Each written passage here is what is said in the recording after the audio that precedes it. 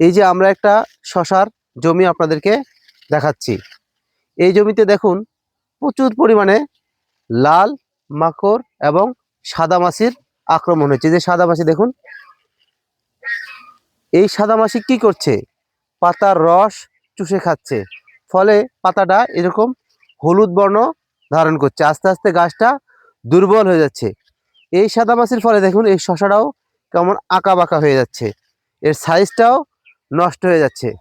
আমরা শশার সাদামাছি বা শোষক পোকা দমন করার জন্য থায়াক্লোরোপিড গ্রুপের কীটনাশক ব্যবহার করব।